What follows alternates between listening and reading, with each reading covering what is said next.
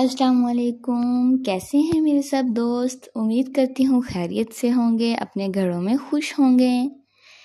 बहुत बहुत सारी दुआओं के साथ आप सबका वेलकम है वजीहाज़ वॉइस में। उम्मीद करती हूँ कि आपको मेरी वीडियोस अच्छी लगती होंगी। अगर आप मेरे चैनल पे न्यू हैं तो काइंडली मेरे चैनल को सब्सक्राइब ज़रूर कीजिएगा, लाइक भी कीजिएगा और आगे शेयर भी कीजिएगा अपने फ्रेंड्स के साथ। दोस्तों, आज जो मैं आपको कहानी सुनाने जा रही हूँ, आज जो मैं आपको सबक आमूज कहानी है, उस कहानी का नाम है लालच का इंजाम। ये बात तो हम सभी जानते हैं ना कि लालच बुरी बला है। तो चलें देखते हैं कि आज हम इस कहानी से कैसे सबक सीखते हैं कि लालच का इंजाम जो है वो बहुत बुरा है। अगर कोई इंसान लालच करेगा तो वो सारी ज़िंदगी पछताता ही रहेगा। चलिए कहानी स्टार्ट करते हैं। एक गांव में एक अजनबी शख्स आया और उसने ऐलान करवाया कि वो गांव वालों से एक बंदर जो है ना 10 रुपए में खरीदेगा। इस गांव के इर्द गिर्द बहुत ज़्यादा बंदर थे। देहाती बहुत खुश हुए, उन्होंने बंदर पकड़ना शुरू कर दिए क्योंकि वो बंदरों से परेशान जो थे, बहुत ज़्यादा जो बंदर थे, इसलिए इस आदमी ने 1000 बंदर 10-10 रुपए के हिसाब से खरीदे। अब गांव में बंदरों की तादाद काफ़ी कम हो चुकी थी। कुछ एक बंदर ही बाकी थे जिन्हें पकड़ना मुश्किल था। इस वक्त ताजर ने ऐलान किया कि अब वो बंदर 20 रुपए में खरीदेगा, यानी कि उसने प्राइस जो है, उसने कीमत जो है वो बढ़ा दी। इससे देहातियों में नया जज्बा पैदा हुआ और एक दफ़ा फिर उन्होंने पूरी कुव्वत के साथ, पूरी ताकत के साथ बंदर पकड़ना शुरू किए। चंद दिन बाद बंदर इक्का दुक्का ही नजर आते, यानी कि 1-2 ही रह गए, बाकी सारे वो उन्होंने पकड़ लिए। और इस नए आए हुए ताजर के एक बड़े पिंजरे में तकरीबन 1300 बंदर जमा हो चुके थे। जब ताजर ने बंदरों की खरीदारी में सुस्ती देखी तो उसने फी बंदर की कीमत जो है 25 रुपए मुकर्रर की और फिर अगले दिन 50 रुपए मुकर्रर कर दी। इस कीमत में उसने सिर्फ 9 बंदर खरीदे। अब जो बंदर भी निगाह इंसानी की जिद में आता, यानी जो भी बंदर इंसान की नज़र में आता, दाखिल ज़ंदान कर दिया जाता है, उसे बेच दिया जाता, उसे पिंजरे में कैद कर दिया जाता। इसके बाद वो काम के सिलसिले में किसी दूर दराज शहर चला गया और इसका असिस्टेंट काम संभालने लगा।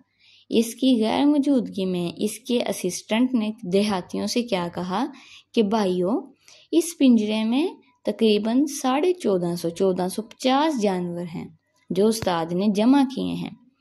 मैं ऐसा करता हूँ कि तुम सबको ये सारे 35 रुपए फी बंदर के हिसाब से बेच देता हूँ। जब उस्ताद आए तो तुम उसे ये बंदर 50 रुपए के हिसाब से बेच देगा। अब देखें, यहाँ पे गलत है ना, वो असिस्टेंट तो उस ताजर का था। तो यहाँ पे वो क्या कर रहा है कि वो इंसानों को लालच दे रहा है, देहातियों को लालच दे रहा है कि मैं आपको ये 35 रुपए का जानवर बेच दूंगा, तो जब उस्ताद आएगा तो आप उसे 50 रुपए का बेच देना। अब अगर वो 35 रुपए का बेचेगा तो उसे तो नफ़ा ही नफ़ा है ना, क्योंकि उन्होंने तो पहले 1000 जो बंदर हैं वो 10 रुपए के हिसाब से खरीदे हैं।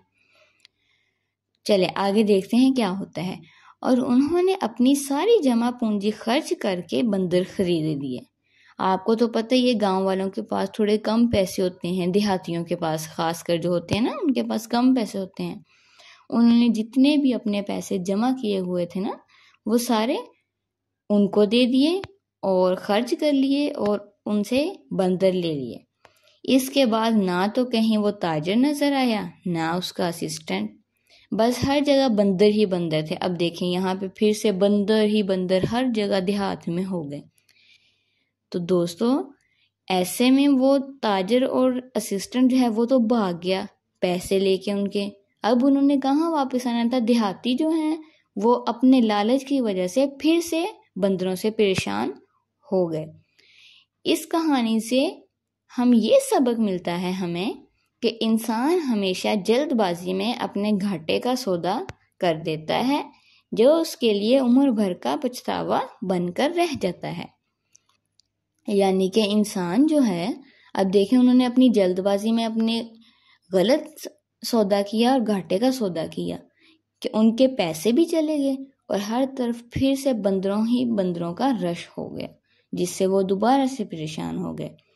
तो दोस्तों, हमें चाहिए कि हमें कभी भी जो है ना, लालच नहीं करना चाहिए। लालच से इंसान का भला नहीं होता, इंसान का नुकसान ही होता है और उसे बाद में पछताने का भी कोई फ़ायदा नहीं होता, क्योंकि वो तो एक दफ़ा कर चुका अपनी गलती।